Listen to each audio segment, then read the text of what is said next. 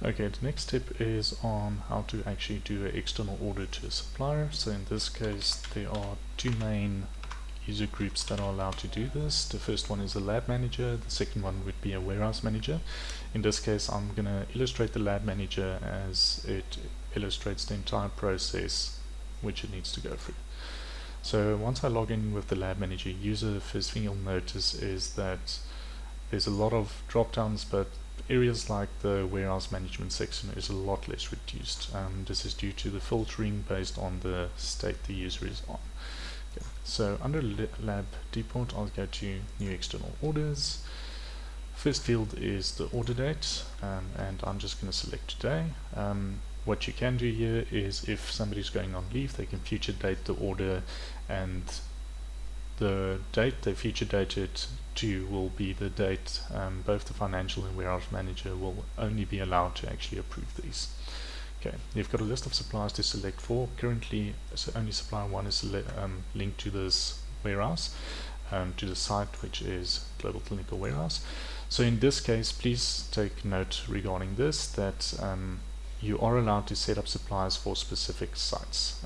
The warehouse, central warehouse, we'd expect always to have all the sites suppliers linked to it so that they can order, but you might have cases where a specific depot or specific lab only needs to order on rare occasion to a specific supplier, and you can set up a subset like that. The site field you'll see can't be edited. This will always be the current site you're on. The note field is external notes. So I'm just going to say external note here. Then urgent is if you wanted to mark urgent. This will indicate on the purchase order being sent to the supplier that it is urgent. Serviceable orders will cover in a later stage. Internal orders are notes you want to give to your internal staff. This will not be printed out on the purchase order to the supplier. So this could be something like please double check order,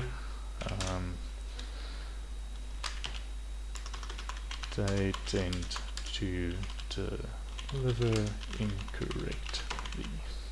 Okay, obviously this is the type of thing you don't want to say to your supplier, but it is something the person who receives the item needs to have. So currently you have two ways to add items to it.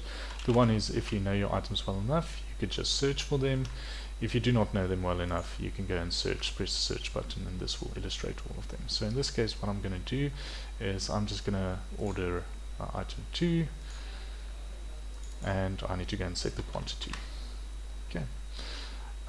If I were to order it through this, I can type an item, and let's take item 1, 10, and we can add them. In this case, this is a nice example. It actually tells you that I'm still waiting for item 1 to be received on a back order. The BO indicates that. Do I still want to order it? In this case, for demonstration purposes, I'm going to state this. Okay, great. Once this is placed, it will give us the total amount which we're expecting, the VAT, and we can say submit plus PDF. Okay. The PDF, for PDF purposes, one should always keep a record of this. This is an illustration of how it look. Okay. Once the lab manager has actually placed the order, the next step would be for the warehouse manager to actually approve it. So the warehouse manager approval step is a step where the warehouse manager actually says, well, this stock actually needs to be ordered from an external supplier. In this case, warehouse manager would go edit, view external orders. You would see that the top order, the PO11, is what I ordered. Please take note that PO stands for purchase order. It tells me the supplier, which site did it, and the user who actually placed the order. If it's urgent or not, urgent orders will always flow to the top of the line. The order date, any order that's dated in the future will not display on this list until that date has occurred or passed. Okay. I can quickly go and see what has happened, and the warehouse manager has the right to actually remove items. So in this case, let's remove item 1, and as you can see, it has been just changed. And let's say we say, well, it's unreasonable to order 15 of the items, and I can update it to 10. Once I'm happy with it, I can also edit the notes. I can go or add new items should I wish to. Once the warehouse manager has approved it, the order goes to the financial manager to approve, and this is effectively done just to make sure that the company wants to spend this amount of money. A good example here of why this should be done is that some reagents could run into the millions and the company doesn't necessarily have the finances to purchase them. And also some of the reagents aren't returnable. So if I log into the financial manager, I can go under fin manager, approval external orders, and my purchase order 11 is there. I can go and press edit.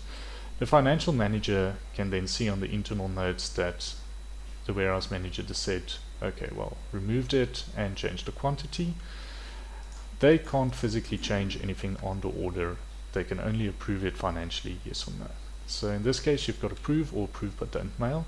So approve will automatically send a mail to the supplier as the email addresses 1, 2, and 3 as indicated in the previous clips. The approve but don't mail will approve it, but it won't send an email. For demonstration purposes, I'm going to approve it. And this should have sent a mail out to the supplier. The printout of the PDF is exactly the same as the one shown earlier. So just as an indication, I can go to all orders, purchase order 1, PDF, and the order will look like this. Something to please take note is the signature is only added once a financial manager has actually approved it.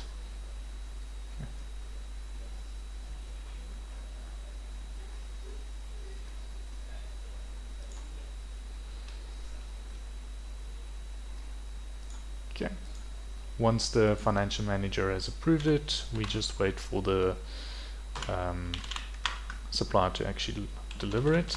In this case, it becomes the job of the lab user to actually fetch it. So in this case, you'll see the lab user also has a lot less tabs here and also a lot less actions. The first action in their list is awaiting external order. So here you'll see that we're waiting for a back order on 9 and on order 11. So if I click on order 11, when the site comes, I can see the internal notes, and I can go and say once I've received the box that yes, I received 8 out of the 9, 8 out of the 10, or 10 out of the 10, but in this case I want to illustrate a back order as well. Was it in optimal condition? Did the insert change? No. So the optimal condition and insert change is quite important on reagents for SANA's accreditation. So once I'm done, I can press save. It will just give me a little list to say in red that I didn't receive what I ordered. Am I sure I want to continue? Proceed. Tells me I missed the credit invoice. Credit invoice needs to be unique. So in this case, test invoice 1.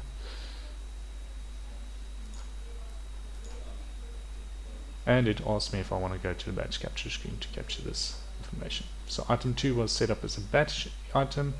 This doesn't need to take place immediately on receiving the items. For larger quantities, you actually just want to check the quantity and not necessarily go and capture all the batch info at that stage just to get the delivery guy to go.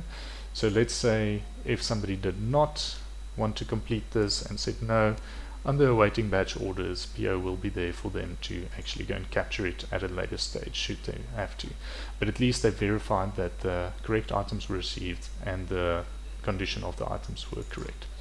So in this case, if I were to select something with expiry date in the past, I'll get a pop-up saying it's already expired. Obviously, in most cases we don't want to accept something that's expired, but in some cases you are forced to.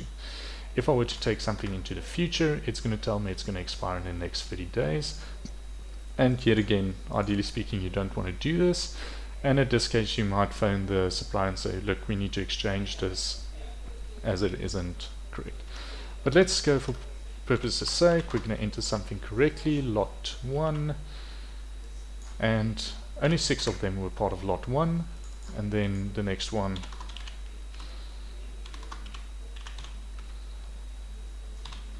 the other 2 is of lot 2. Please take note that you need to press enter on these fields for them to actually commit properly. In this case, once I submit, it's going to say it posted successfully. It's going to allow me to print lot 1 and lot 2's items, or you can say print selected barcodes. This will also print all the selected barcodes for you. In this case, these barcodes should be printed out and sticked onto the items themselves, as they're used in both stocktake as well as in reagents in use, which we'll get to shortly. Okay. Upload files. The people should ideally scan the creditor invoice and upload it. So this is a PDF format, and then once they're done, they should go and press done.